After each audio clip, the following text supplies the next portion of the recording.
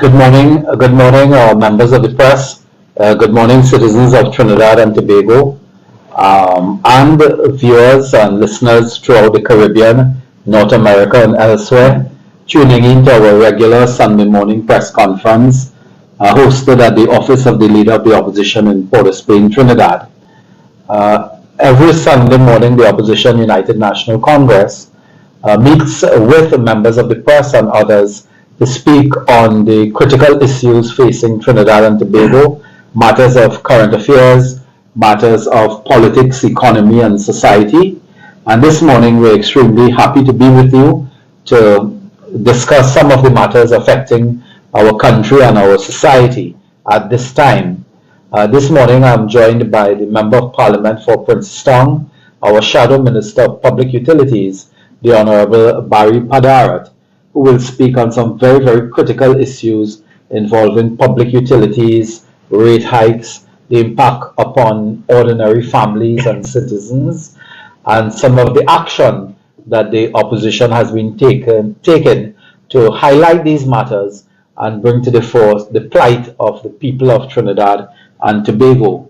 Later in the proceedings, I will also address some of the issues in the public space this morning and certainly over the last few days in Trinidad and Tobago, involving matters, of course, with the DPP, the Director of Public Prosecutions in Trinidad and Tobago, other matters arising from statements made by the Prime Minister, I believe Thursday night or so, at a political meeting in Trinidad. So later in the proceedings, I will address some of those issues. But first, without any further ado, I'll hand over to MP Barry Padarat, who will address us on some of the critical matters facing the society. Barry. Good morning, Dr. Munilal. Good morning, all of Trinidad and Tobago.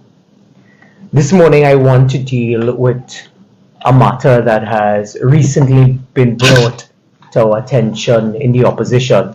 And we thought that it was necessary and imperative of us to share with the national community. We have received disturbing and troubling news of developments happening at TNTech that reeks of a political incestuous relationship between TNTech, the RIC, and the government. Over the past few days, I got some documents, a file in my mailbox regarding the replacement of the Chief Human Resource Manager at TNTech come April 2023. There appears to be a direct link between the government and TNTech in terms of who will now lead the hirings and firings at that organization. It reminds me of what a writer once said, "Oh, what a tangled web we weave when we first set out to deceive." This is a case that is best described as when the last shall become first. You see, the position of Chief Human Resources Officer was advertised at TNTech both internally and externally. 4 persons were selected externally. 3 were brought to the fore from the internal applicants.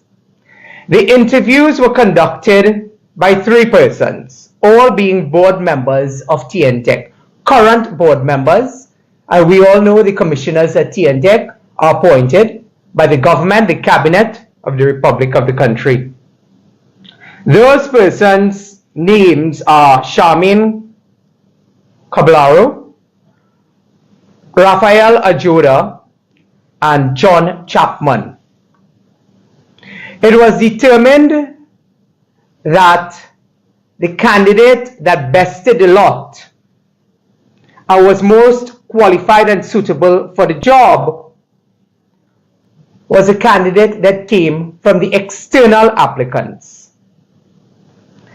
The external applicants, as I told you, 4, one of those applications bested the entire lot of both the external and internal. Among the candidates, the ranking was as follows with respect to the placement at the interviews. First, among internal candidates, I want to deal with first. was a gentleman called Rodney Lachman, who I believe is the current commercial manager at TNTech. The second one was Ashmead Ali, the current South distribution manager.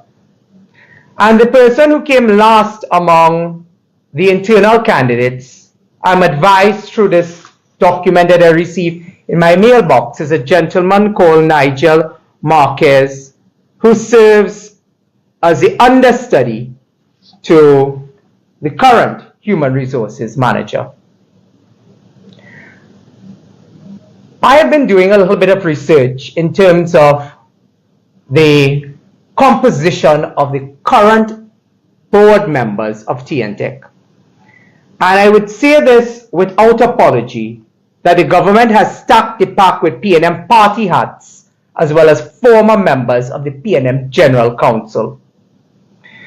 In an effort to ensure he who comes last comes first, to hire friends, financiers, and family of the PNM, we are advised that the work of the first committee has been quashed, dissolved, and a new process has started to give the PNM the outcome that they want. Today I want to ask, did the government instruct, interfere, and engage in a naked, vulgar, and obscene attempt to pad TNTech with a chief human resources officer in the person of Nigel Marquez? We are further advised that Mr. Marquez is alleged to be the first cousin of a senior member of the PNM executive, who we will share in terms of that information at a later date.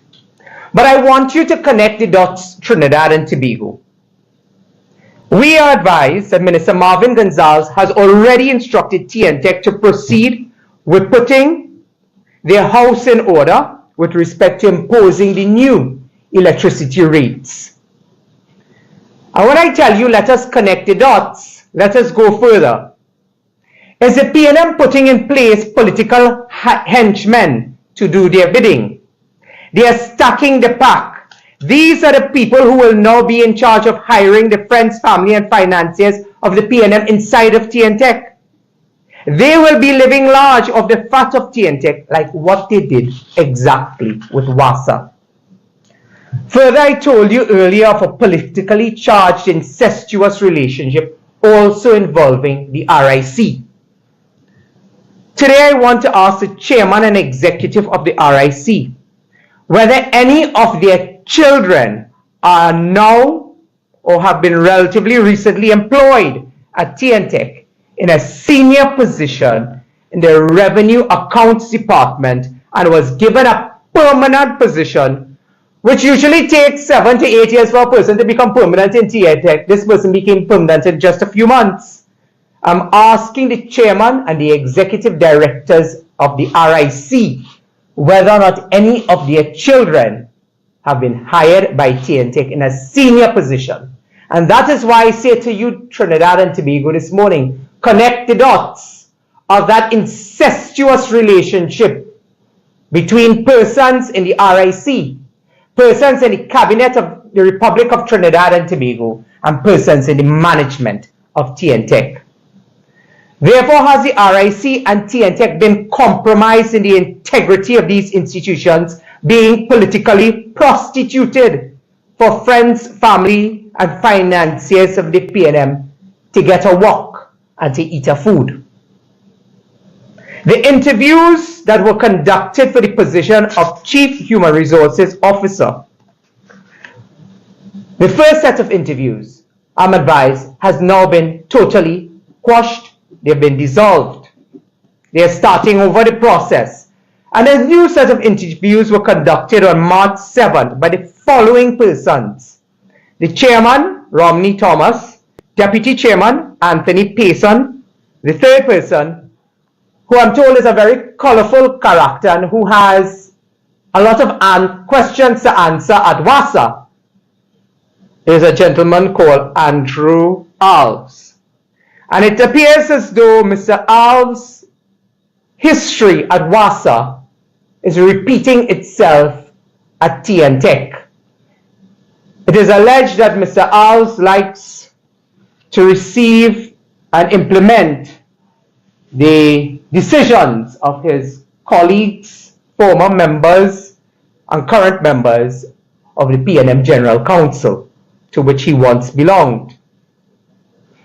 I am hearing that the OWTU, the EPA, the SSA, their membership will be resisting these despicable political attempts to place a political hatchetman as the government's puppet inside of TNTech. And this morning we thought that we will share from the opposition our views and our perspective on this troubling and diabolical development that is happening, that we describe as politically incestuous.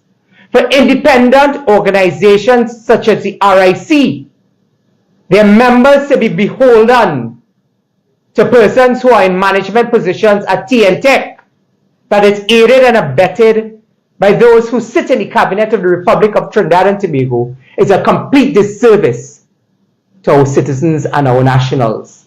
And therefore we ask you to be mindful as we continue to watch or we continue to speak out on this very serious development of placing politically charged persons in senior positions that will now employ and fire persons at TNTech. But more importantly, at this stage, we are concerned about those hirings, because these are the persons that the Prime Minister tells us the rich must get richer, living off the fat of state companies, like what happened and what occurred in Wassa is the exact same replica of what will occur now in TNTech.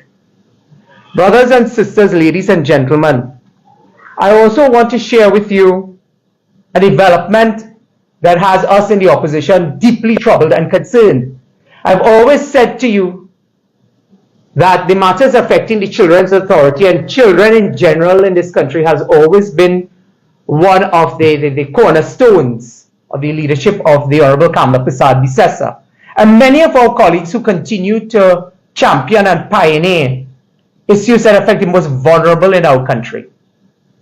The Children's Authority has been in the news quite recently. Up to this morning, we are seeing the Express carrying a story that says child predators.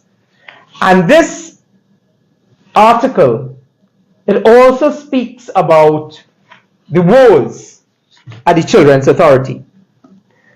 But when the Justice Judith Jones report emerged over 1 year ago, there were several recommendations that Justice Judith Jones had put forward with respect to things that the government, the state, can do, both in the short term and in the long term, to bring about a remedy to some of the challenges, particularly these children's homes were facing. Former Attorney General Faris Al-Rawi stood in the Parliament of Trinidad and Tobago in April of 2022 and gave the commitment that a licensing regime will come into effect on March 31st, 2023. And that licensing regime will fall under the Children's Community Residences Foster Care Nurseries Act, establishing a regulatory framework for community residences, which is essentially a licensing and monitoring regime. Section 3(1), as amended, prohibits a person from operating a children's home without a residence license, while Section 3(2), as amended, provides that no child shall be cared for in a children's home unless a license has been issued in respect of that home. This comes into effect on March 31st, 2023, as I mentioned before. This is the very government that set the date of March 31st, 2023, that now comes and tells you at a Joint Select Committee just over a week ago that several of the children's homes will not comply with the legislation that will be proclaimed on March 31st, 2023, a date set by the Cabinet, the Prime Minister of Trinidad and Tobago. The question now remains. What will happen to those children that you do not have spaces for in alternative homes? They will be left in illegally operated homes. And we ask, who takes responsibility for that? You see, it's fine and well and wonderful that the Trinidad Express can put the concerns of the Children's Authority together with other news agencies time and time again on the front pages of our newspaper. But it requires us to ask the serious questions of those that have been entrusted to take care of our nation's children as to what will happen to these children who are in illegally operated homes come March 31st, 2023. Who will take that responsibility? Having sat in the office of the Prime Minister for 8 years, let us not forget that the Prime Minister is a line minister for the Children's Authority. For years, we have been raising inside and outside of Parliament of the under-resourcing and understaffing. It is the very Express and Guardian over the past few Sundays that have been exposing what is occurring at the Children's Authority in terms of speaking with social workers and those on the board of the Children's Authority, etc., that admit that their work is being stymied, that a lot of the children are put at risk because of the under-resourcing and understaffing of the Children's Authority. And therefore the time has come, whether it's through these news agencies or whether it's through us, the citizens, your parliamentary representatives, we have been speaking out. But you too must lift your voices in unison to raise these critical issues, because if you cannot have love, care, and compassion for children, and Dr. Munilal knows it. When Dr. Munilal raised the issue of children toting guns in this country belonging to high-ranking officials, they will not acknowledge and accept their own children. You expect them to have love, care, and concern for our children and those in the homes? Before I hand you over to Dr. Munilal, there's one issue that I want to raise as a by-the-way issue, and Pastor. I listened to the Prime Minister on Thursday, painfully, and I looked out in the Trinidad Guardian in particular on Friday, on Saturday, and I also looked today. And the Guardian editorial is usually found on page 14. And the Guardian editorial does not say, "Watch your mouth, Dr. Rowley." But when I quoted one Ansel Roger who had some expressions about Dr. Rowley's work ethic and called him lazy and added some adjectives to that, I received a tongue lashing from the Trinidad Guardian. The hypocrisy and double standards of the Trinidad Guardian and others in this country. And Dr. Munilal was right to call out the Trinidad and Tobago Transparency International. Today we are asking, where are persons like Wayne Kubla-Singh and Kurt Wade from fixing TNT? Has TNT been fixed? Where are these organizations and these persons? Where is the editorial from the Trinidad Guardian calling on Dr. Rowley to watch your mouth? And when I only quoted one Ansel Roger, I received a tongue lashing from the Trinidad Guardian and their editors. But you see, I am not surprised, because there are several people and business interests in this country that are satisfied to keep Keith Rowley and the government in place, as opposed to looking after the interests and needs of the citizens of this country. But it is often said in politics that time is longer than twine, and you can run, but you cannot hide. So Trinidad Guardian, I will call you out. I will continue to call you out, Dr. Munilal and others.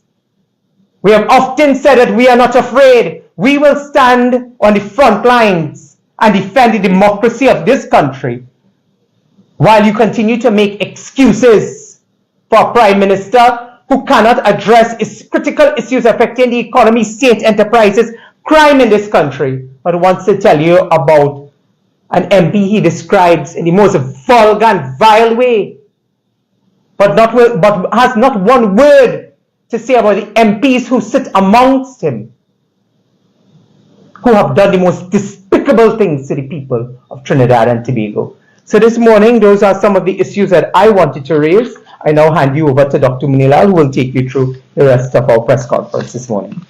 Thank you. Thank you very much, MP Padara.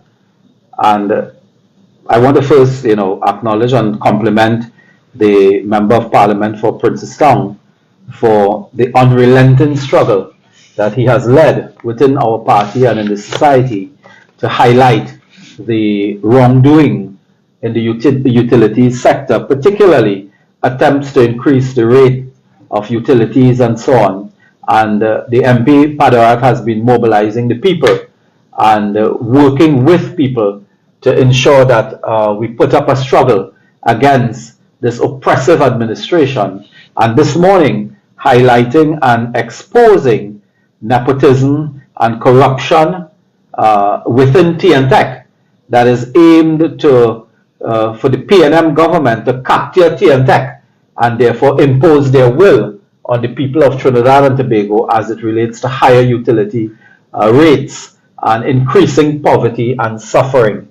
So we want to compliment MP Padarat on leading that charge along with other MPs and activists in our party under the direction and guidance of the political leader, the Honorable Kamla Prasad Bisesa. This morning I wanted to continue to discuss a couple matters in the public space and to highlight a few issues now. The Prime Minister, to take up from where Barry left there, the Prime Minister, in a forgettable address on a political platform, went out of his way to abuse and to deliver what really is a hate speech. In fact, that is considered to be a hate speech, attacking members of the opposition leader in particular, the member for Naparima and others. This morning, we had the benefit this morning of reading a editorial from the Sunday Express, and while I'll come to the editorial from the Guardian in a minute, the Express editorial says, crass response to a serious problem. Crass response. And it is on the screen now. I cannot and will not take time to quote every single line from this editorial, but the editorial calls out Dr. Rowley, not the Guardian editorial, but the Express editorial, on the crass presentation, on his use of, really repulsive language. But this morning I want to highlight that this matter didn't start here. It started 7 years ago. And when it started, and Dr. Rowley was making comments about the opposition leader in the most vile manner, calling people out on the pavement and so on, nobody took him on. The stakeholders, the media, they allowed it. So that today what you have is a Prime Minister that has gone rogue, that can say anything he wants. And I put it to the Express editor, while it is a good editorial and it highlights the crisis we face, nothing will change. This Prime Minister will not change his language. Therefore, the country needs to change the Prime Minister. I repeat, the Prime Minister's conduct and language and behavior will not change. The man is about 72 or 73 years old. What new trick will he learn? It is the same language, the same foul mouth, the same crass. In fact, he may get worse, but certainly not better. The country needs to remove the Prime Minister. The country needs to change Prime Minister, not change language, because language will not change. And what we are seeing now is really a sustained, gradual development over the years with Keith Rowley, where apparently he cannot help himself. He must descend into that kind of abyss, that type of, pit, almost. I don't want to descend there, so I will stop that now. But in his address earlier during the week, he did speak on a few things which I want to deal with this morning. First, I speak as a former minister of the People's Partnership Administration, where I was in charge for a greater part of that administration. I was in charge of what is called public property. The property division was in the Ministry of Housing and Urban Development. Now, I was in charge of property division, so I have some information on this matter of rentals of property and so on, because it fell under my ministry. Let me say for the record that my information, I've received advice and information in the last 48 hours or so, My information is that the property located at Park Street in Port of Spain, a property that housed, I believe, Republic Bank, the owners of that property, a company called Park Court Limited, approached our government as many individuals and companies do. How it works is that if you have a building for rent, wherever the building may be, Port of Spain, San Fernando, Point Fortin, Arima, Pinal, wherever, you approach the government and you indicate, I have a property for rental purposes, the specifications are ABC, I would like the government to rent it for any purpose the government may deem fit and necessary.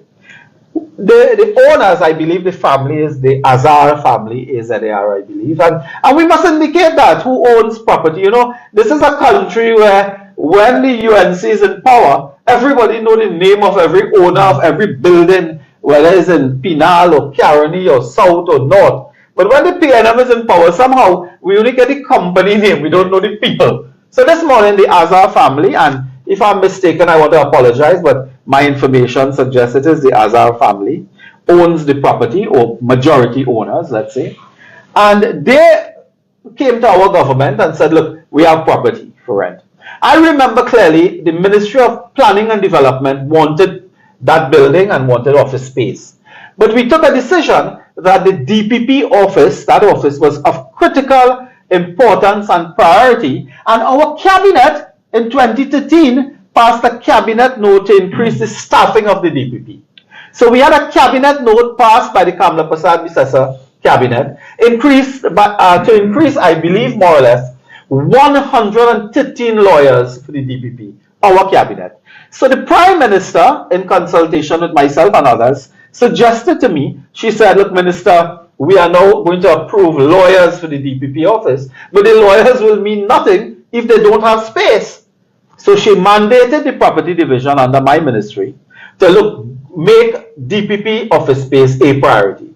And we did. We told the Ministry of Planning, look, we understand you need space, we empathize with you, but the DPP's office is the priority. And we offered the DPP that building.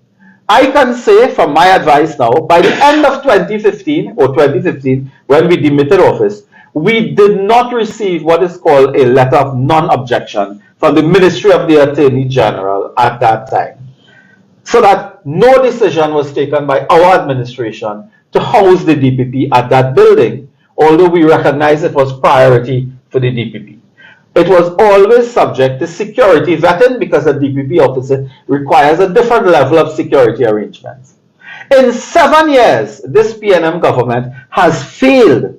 They have failed in 7 years to work, to have a preemptive, proactive approach to working with the DPP, the Attorney General Office, the private landlord, to work together to put in security devices or whatever you have to put. In 7 years, they could not do that. They went on to pay $45 million in rent for a building that was unoccupied. Keith Rowley want to cry today and blame the DPP. This is not a matter to blame the DPP.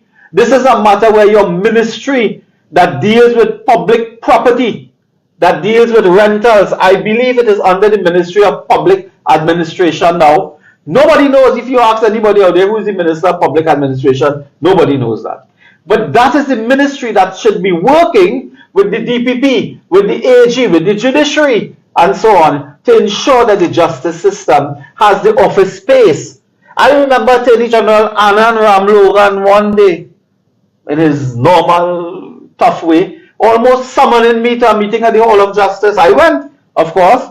Mr. Attorney General Ramlogan called me to an emergency meeting, and it was to discuss properties, to discuss rental and building of properties for the judiciary. The Mr. DPP, this exact DPP, he was there at that meeting. So the DPP has been raising issues of building, of staff, of pen, of paper, of photocopy machine for years now. This is not new. And we worked with haste to get that building to see if we can allow the DPP to use that. We worked with haste to pass that cabinet note for 116 more lawyers for the DPP office. We were very happy to do that, and we were very proud that we did that. 7 years, the PNM does nothing, absolutely nothing. Today, Rowley explodes on the platform, the DPP assaulting the office of the DPP and the person of the DPP, as if to suggest they're not working, they're doing nothing, paying rent. I want to ask Rowley, when you discover that you're paying rent for an unoccupied building, was it after the Pandey matters were thrown out? Was it after the Ramdeen matters were thrown out? When you suddenly realize building not occupied, you should have realized that in 2018, 2017, when you signed the contract arrangements, the rental agreements, you should have realized that, and as a Prime Minister, stay in touch with the matter to ensure that it was resolved in a reasonable time. But today, I want to put it to you, ladies and gentlemen of the press, they are attacking this DPP, and watch out in the coming days whether this government under Rowley and Rowley himself will make a complaint to the Judicial and Legal Service Commission on Roger Gaspard Senior Counsel, Mr. DPP, Mr. Director, because the AG is already suggesting, in the same newspaper, the AG is suggesting that the DPP is underperforming. Could you imagine Reginald Amor, where in a United States court, it is in a paper, that he was considered to be not truthful? Imagine a foreign court, a United States court in Florida, said that the Attorney General of Trinidad and Tobago was not truthful. This is a man who could not file a file that led to a $20 million loss. In a next matter recently involving DIC, Deposit Insurance, I think, Corporation, he was found to be negligent as a lawyer. This is a man telling the DPP he underperforming. So one is not, the fellow who cannot speak the truth, saying that the next one underperforming. And he intends to meet to discuss it. The AG has no business in this. Absolutely no business. The DPP discontinued matters. What is hurting the PNM is that they have been carrying out a campaign for over 20 years. A political campaign to lump and to shame and to humiliate UNC officers, UNC members, UNC ministers, including a former Prime Minister. Their political campaign has always been based on a foundation to accuse the UNC of being corrupt. Today, all matters involving UNC ministers, officials, senators, whatever, are being thrown out, discontinued. How much money they spent on Vincent Nelson? Over $100 million. Promised to pay taxi in London. Promised to pay Hyatt, food in Hyatt to Vincent Nelson to go and lie against Anand Ramlogan and Ramdeen. How much money was that? How much money in the Miami court where they appealed the matter when the Miami court said that Amor was untruthful? They appealed a loss. How much money did we spend on that? So that Rowley is now a wounded political animal, so to speak. He's on the ropes because all the matters involving quote-unquote UNC's conduct, which he wants to paint as corrupt, are being thrown out of the court every single day. But there's something more bombastic about what he said on Thursday. Do you remember, members of the press, the Prime Minister making a point stating to the effect of, the police had information on live sport and nothing is happening and they have testimony. Keith Rowley, how do you know what the police have? How do you know what evidence the police has? How do you know what the police have on live sport? Or even EMBDC? How do you know? They stand up in Parliament and jump up every week pointing fingers. This one is coming, the police coming for you. This one, that one, the other one. How do you know? The Prime Minister ought not to be involved in police investigation or privy to evidence, what is before the police. But something is hurting the Prime Minister. You see, something is hurting. As the English say, there's a bee in your bonnet. Something is hurting him. He believes that the live sport matter will also reach nowhere, will be discontinued, and no charges will ever be brought against Anil Roberts or any UNC official. He believes that.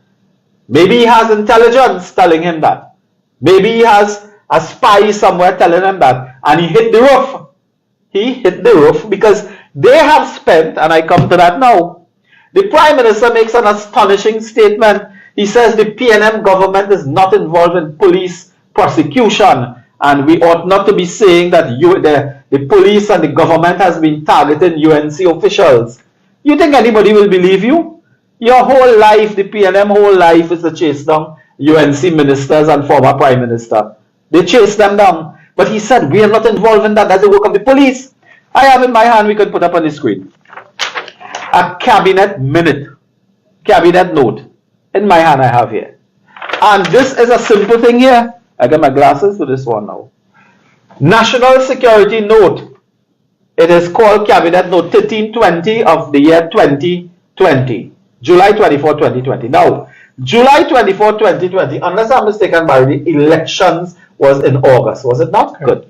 So imagine a month before the elections, the Prime Minister of this country, according to this note, ratification, National Security Note, ratification of approval granted by the Honorable Prime Minister, which means he give approval already.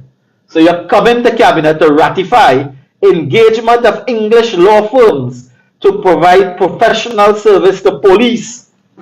How can a Prime Minister individually, by himself, solamente, approve the spending in this note, and I will get the figure for you now, of what could be roughly 20 million Trinidad and Tobago dollars, single-handedly approved for a British firm called Edmonds Marshall McMahon Limited to receive money along with other companies, $20 million, to be involved in private prosecutions, to involve in a prosecution of Anil Roberts, Rudal Munilal and others.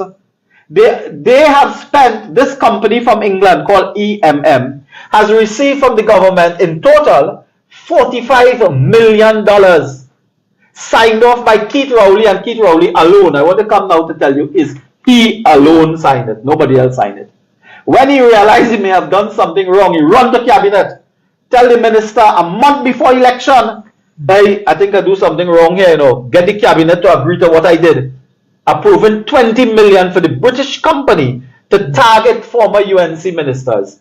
A prime minister and cabinet is not involved in funding prosecutions that way. The police do their work. You give the police money in an annual budget and the police spend it to prosecute or go to after white-collar criminals or anybody for that matter. Here you have evidence where a prime minister signed off on $20 million to pay a foreign prosecution company, a company for prosecuting. That is their work. If you Google them, you will find out that they are involved in what is called private prosecutions. And they work now with the Trinidad and Tobago Police Service. Gary Griffith told us he went to England and they set it up so that he will meet these people. And the only two things they were concerned with was live sport and EMBDC. That's the only two things they were concerned with. And Rowley wants us to believe that he is not involved in prosecuting members of the opposition. I just sign off on $20 million. That's all I do. This is the evidence here. And today, the lady there, I think her name is Kate McMahon, we called her out to. They have received millions of dollars from this government. They have nothing to show for it. Why the DPP office don't have lawyers? $45 million could have paid for 71 attorneys at the DPP office for 5 years. We do it out. We do the maths, so to speak. If one attorney is $15,000 a month, at a lower level maybe, one attorney, $15,000 a month, we have worked out that $45 million would have given 71 lawyers to the DPP for 5 years. So the PNM and Rowley, they have no interest in helping the DPP. They have interest in the British people, in Special Reserve Police, SRP, Kate, and others from England to prosecute UNC. They have no interest. And the Port of Spain property, the newspaper said $45 million. Do you know in Gulf City, we are the only nation in the Caribbean, but we could check outside too, where a DPP office is in a mall. So when a witness to a murder is going to give evidence to the DPP, he could stop and have some KFC chicken in the food court where he could be shot and maybe 2 or 3 innocent bystanders could die too. They insisted on putting a DPP office in a mall, in a shopping mall. No part of the world this obtains. In Tobago, it is also in a mall. Who owns these malls? We must start putting name. Why the PNM paid another $25 million to a mall owner where the DPP did not occupy the mall in San Fernando. I think recently they went quietly and had some low-key ceremony to open that office. It is in a shopping mall. If there's an explosion, there's a target for a DPP office, it is a whole shopping mall involved. Tobago, they're doing the same thing. What is so special with Gulf City's shopping mall? What is so special with this building that you could not occupy it? But that is linked to another matter, and I want to indicate that we will be calling upon the DPP to come before the Joint Select Committee in Parliament of National Security, where if the criminal justice system has collapsed or is on the verge of collapse, the Joint Select Committee on National Security must intervene, and will be calling upon the chairman and members to call in the DPP to get his side of the story on what is happening here. Because he has no staff, and he's right, he don't recruit staff. He has no building space after about $75 million spent on unoccupied property, and now you're talking about the DPP underperforming. Today, the country will notice that the PNM is building Balize House. Look at the building of Balize House. All I will say about Transparency International today is I think they should apply for office space at Balize House. It will be more convenient to them. This way they don't have to go far. Balize House is a multi-million-dollar party headquarters. I am asking today that the PNM leader must make public and disclose all the financiers who are contributing to the construction of a $25 million plus office for a political party. I mean, there are countries in the Caribbean, their Ministry of Finance and Central Bank don't have an office like that. A party? And I am asking today whether the owners of Gulf City Shopping Mall, Park Court Limited, others, not only them, others who have been involved in rental of properties that are unoccupied have also contributed to the construction of Balize House. Because you know, in the world it is well known, and I accuse no one, I am accusing no one. I am saying from the research, it is well known in the research, and I'm quoting from an article that is on the Google Internet and so on, where property and real estate can be used to funnel monies to political parties through real estate. And I will say now without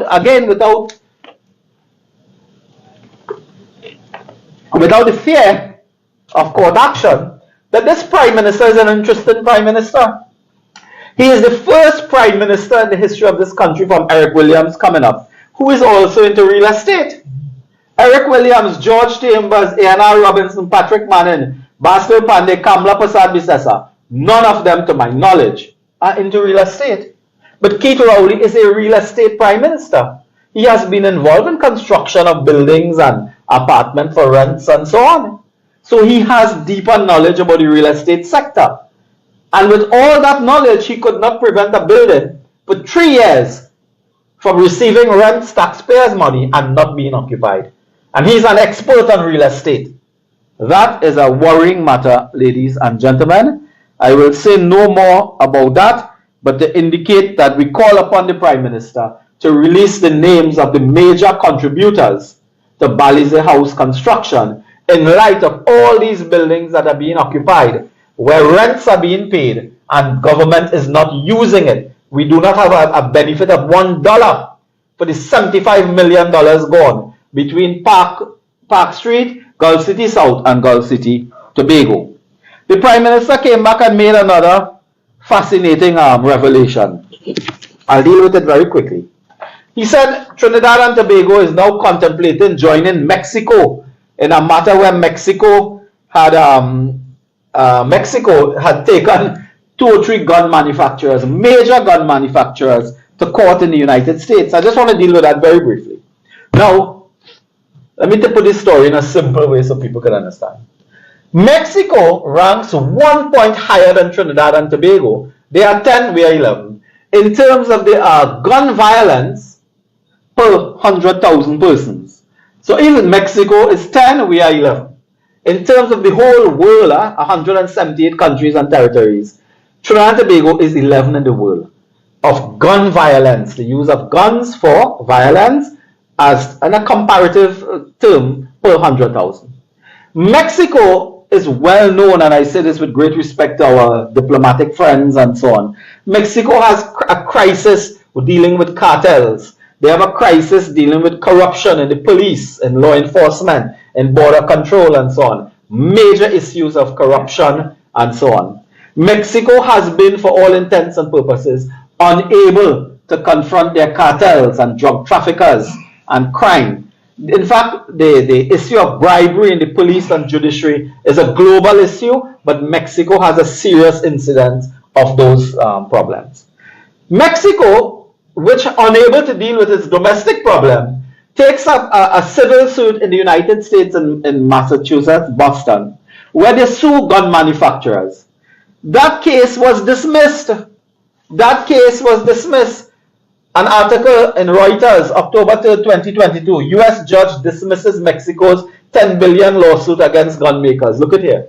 So there is no case. Rowley said we must join Mexico in this matter. There might be an appeal, but there is no case. What you want to join? And who you want to join? Reginald Amo? America, in American court, they say he's not truthful. So he's going to represent me in the Mexico court, in a court in Boston.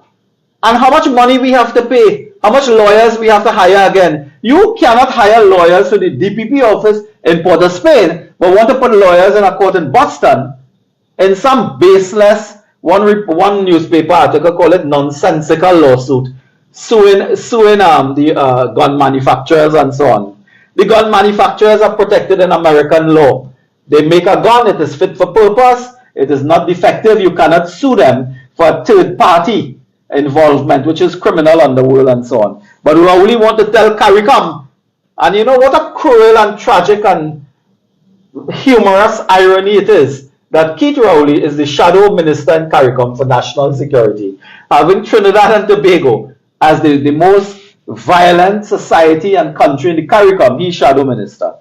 So that Mexico thing is just another red herring that he's dropping here for us to take attention away. But you have to deal, this is a country, Keith Rowley, you cannot fix 2 scanners on the port. You abandoned 2 scanners, mobile scanners bought for TTPS. You believe that we should still take torchlight and look in the back seat and trunk of a car every night.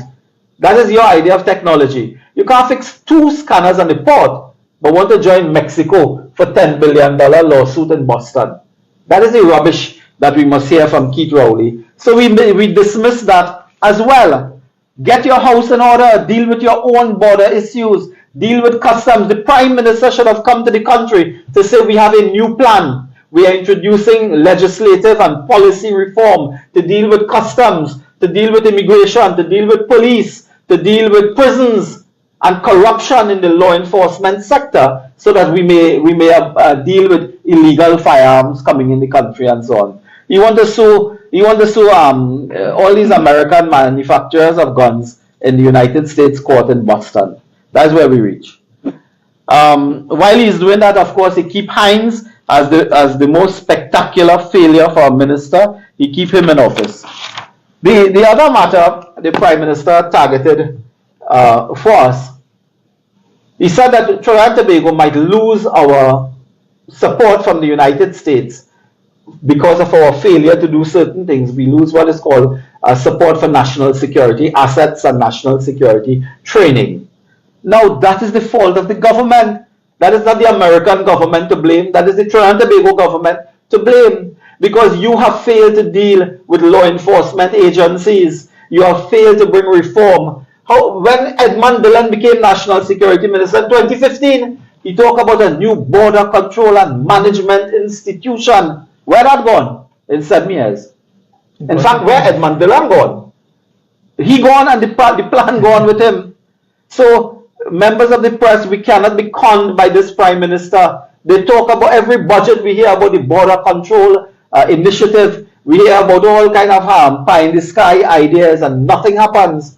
They cannot fix 2 mobile scanners in the police service, which Gary Griffith bought for them, or calls to be procured through TSTT. So the Prime Minister is to blame, and his government is to blame if the United States today threatens to withhold technical and material support to Trinidad and Tobago to fight crime. It is the government to be blamed for that. only the government. And the last matter before I leave is to raise a matter that has been dear to our heart and I have been raising in the parliament for some time. Quite 2019, 2018 in the parliament, the records are there, we can find it easily. We have been behind Rohan Sananan, this Minister of Works and Transport, to ensure that the cable barriers along the road, that is a matter that started with, in fact, I think it started under Patrick Manning in 2010. I don't know if anybody will remember, but there was a crisis in 2010, an accident where an entire family died in and around Gasparillo. An entire family, because a truck came over from one lane, the southbound lane to the northbound lane, and killed an entire family. Manning started it and we continued it, to have cable barriers along there. And those cable barriers were tested. It could stop a cement truck, those cable barriers. Over time, those barriers were not maintained, they were not fixed, they were not repaired, they were not changed. Today, between Golconda and San Fernando to Grand Bazaar, you have no cable barriers, none functioning. We have called on this man Rohan Sananan time and time again. Instead of wasting money with Nelson, wasting money with EMM in England, instead of wasting money with in the courts, persecuting UNC people and so on, why did you not take some of that money to buy these cable rail and barriers?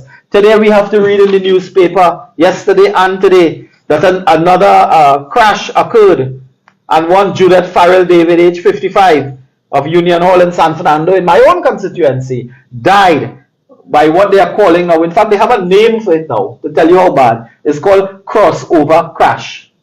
We actually have gotten a name for a new form of killing, crossover crash. When you cross over the cable, the highway, from one lane, the median, you cross over.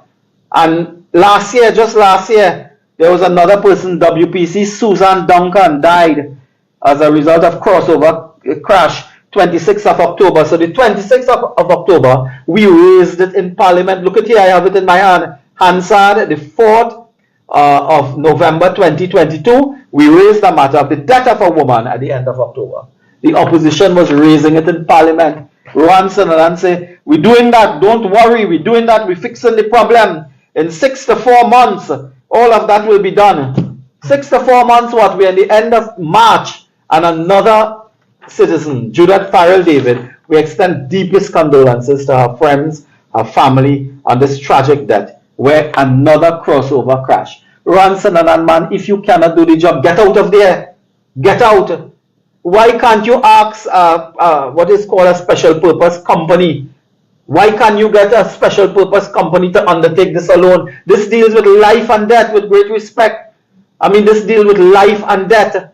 And you are pussyfooting over a matter as installing cable barriers, which could have prevented the death of Judith Farrell David, could have prevented the death of Susan Duncan and others. Why? And this morning I call upon the minister again. Please, if you cannot fix cable barriers, forget highway and byway, resign forthwith. You are responsible for the death of innocent citizens in this country, and take responsibility. So we will leave it there for now. We can take some questions, and maybe in the questions some issues may arise. Thank you all very much. And Farah, with regards to the RIC consultations, is the opposition happy with the way the consultations have been rolled across the nation? I know yesterday in Mayaro, some residents expressed concern that the consultation started at 10 a.m. It wasn't properly advertised, if the time was cut short and so forth. I want to use the words, because I attended a consultation yesterday in Sangre Grande to add some support to that community.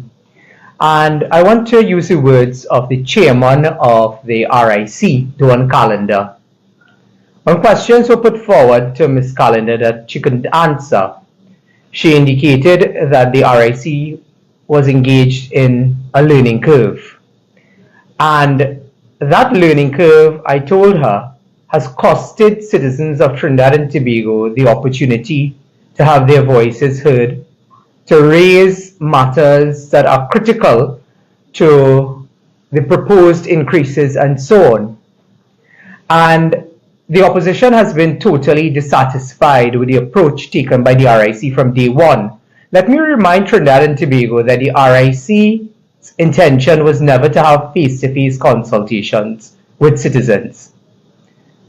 The RIC's consultative process is a process that is on our statute books. It's a statutory process in terms of how these proposed rates are to be implemented and to be derived at. And the consultation process is the third and final stage. And we had to carry the RIC kicking and screaming. It was like pulling teeth. After several press releases, public statements are made against the RIC and the government for the approach they are taking with respect to these public consultations. It was only then that they decided to have a few consultations here and there. And then when those consultations took place, there was a tremendous pushback. And when the government and the RIC received that tremendous pushback, they then tried to label it, saying that the opposition and the UNC was hijacking these consultations. I want to say that is the furthest thing from the truth. While some of us, because we have filed a motion in the Parliament, or the instructions of the leader of the opposition, to debate this matter, and we felt it necessary as representatives of the people, elected and otherwise, to attend these consultations to hear what people had to say. And it was only at the tail end of these consultations that we too added our voices. But our voices and our concerns were not much different from what the chambers have been saying, from what the Manufacturers Association have been saying, from what the Supermarkets Association have been saying, from what economists throughout the country have been saying. So the RIC have been really operating in a very haphazard approach. There's no science or method to their madness, because if you look at the locations that they have selected to have these consultations, it is very large venues. There is no advertising, there's no miking. These are rural areas in many instances where we know, Dr. Munilal, in order to get people to come out, you have to go inside side road and trace to inform them you have one house here, not a next house till a mile down the road. And many of the areas, particularly Grandi yesterday, Mayaro, those are communities that geographically are like that. But we understand why the RIC is taking this approach. And let us not think that they don't know what they're doing. They know exactly what they're doing. They're trying to stifle, they're trying to muzzle, and they're trying to frustrate the opposition and citizens, because they have already put in train, as I told you earlier, the minister has already advised TNTech that come June 1st, this is what you're going to start charging citizens. So it is really a papi show and a sham that these consultations have taken on this sort of persona. But we are the responsible opposition and loyal opposition, and we will do the work that we have been elected to do. And therefore, we continue to go out and be the voices and encourage citizens to turn up and add your voices to these consultations. So no, we are not satisfied at all, but also we are not surprised. When this issue first came up, this issue didn't just come up this year. When the budget was presented, the RIC has a line item for every area of expenditure. And there was $0 in the yellow books that were appropriated for things like conferences, seminars, public consultations. And I raised it in the budget presentation of October 2022. And again, is that we have to connect the dots. There is an incestuous relationship that exists between the RIC, the government, and TNTech. And all these consultations are a part of that incestuous relationship to appear to citizens that we are giving you the opportunity, we want to hear from you when it is already a done deal. The RIC has also said that higher rates need not lead to higher prices. In fact, it said that there's no real reason business owners should increase their prices. Do you think that's a reasonable view to take? Sometimes I wonder if the RIC is listening to themselves. Because yesterday, for the very first time, Dr. Munilal, they have now engaged consultants. The RIC has hired external consultants at a cost to the RIC. They have brought on economists and engineers and so on. And they pontificate to the society. And when I ask them, how much are you paying these consultants? $4,000 and $5,000 per consultation to come and sit down in a room. You ain't answering one question. Not one question from the public was posed to any of those consultants yesterday. But you are paying these exorbitant rates to these consultants. You yourself, as a chairman, as a director, as a commissioner of the RIC, you're making a salary separate and apart from your private job of over 5 and 6 figures. But you are pontificating on a stage and telling people, well, don't worry about that, it's only $4 more and $5 more, where that $4 and $5 that adds up on a weekly basis will determine whether or not you can buy baby milk for your child, whether or not you can buy the essential things that are needed to run your household. So I use the comparison of the infamous Marie Antoinette when she said, let them eat cake. And I said that to them. I said, you are like pontificating to the population. Let them eat cake, because you are totally oblivious, because you receive a 5 and 6 figure salary and consultation now that you have brought on these consultants to tell the population, well, listen, no, that's not really going to have any major impact. Every single man, woman, and child, including the PNM supporters, know that once electricity goes up, every single thing in this country is going to go up. The proprietors, the business operators will have no choice but to pass on this burden to the consumer and to the average man, woman, and child in this country. So I think the RIC is really playing smart with foolishness. But again, we are not surprised because of this incestuous relationship. They have to find ways in which to ensure that they carry out the mandate of the government while appearing as though they're there on the side of the people of this country when they are not. Dr. Munilal, you mentioned the Express editorial today criticizing the Prime Minister. In the editorial, the Express says that the Prime Minister should have been aware that the term lice covered was once used as a racial slur against East Indians in the country. Does the opposition share that view? Well, as I said before, Dr. Rowley's language has been a language of crassness, of lacking statesmanship and decorum.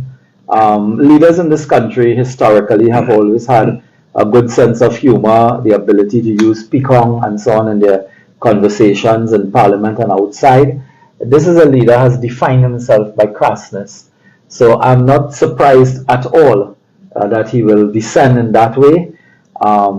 If it is linked to ethnicity in terms of derogatory expression to describe East Indians in the society. It is extremely regrettable and tragic that the leader of the government would speak in that language and, peddle that type of talk.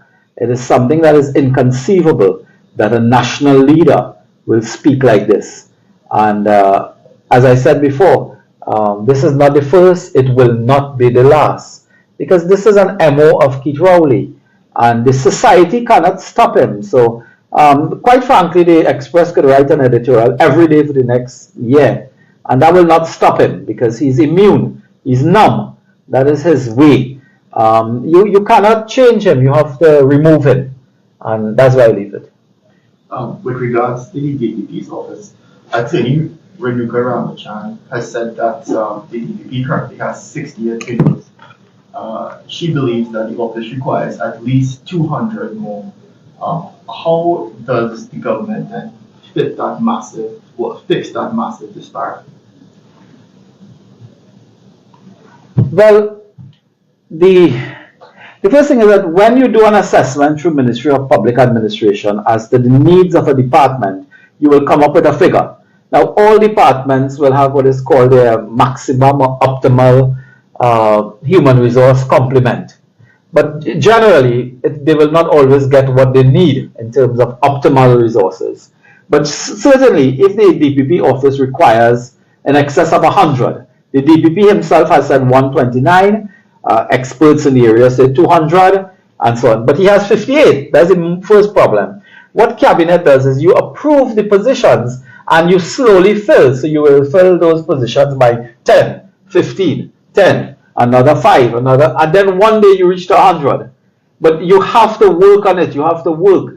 Now it's very clear from hearing everyone that you have to have a competitive salary and package for state prosecutors, because it cannot be that you leave law school, those who get into private practice become lucrative. It becomes a lucrative practice. They make the money, they obtain, material benefits and so on. And those who work for the state is at the lower end. So that we need, and this is a role of government. This is what governments do all the time.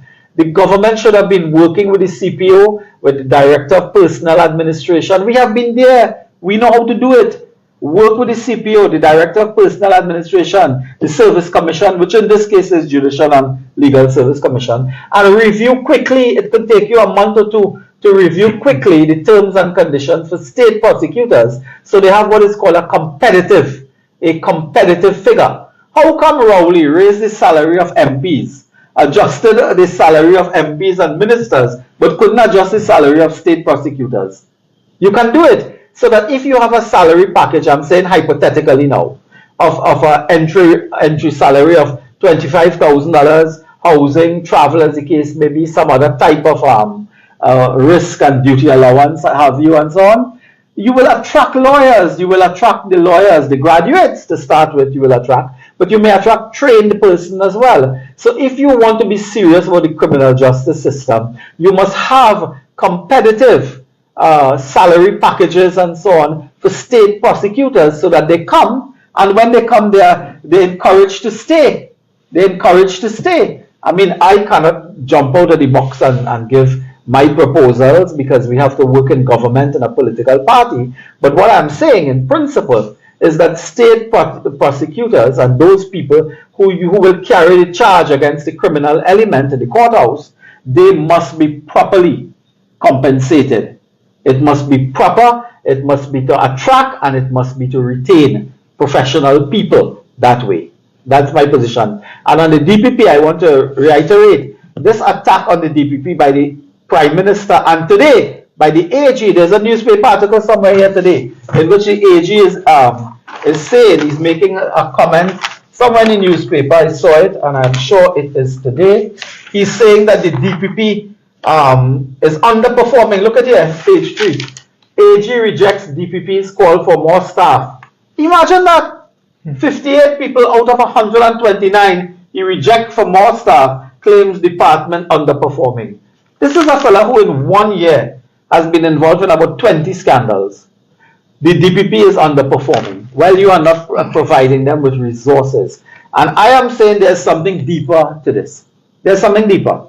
Watch for the Prime Minister writing the Service Commission to make a complaint against Roger Gaspard and to have disciplinary action taken against him, which may include suspension or dismissal pursuant to whatever the law is, because I think he could be referred to a Service Commission and the normal disciplinary matters procedure can take place. Watch for an all-out assault by the Prime Minister and the Attorney General on this DPP, and it is related to those matters in the court, that the surprise turn that it took in the court recently. That is their approach, and I'm warning the country to look at the Prime Minister and the AG.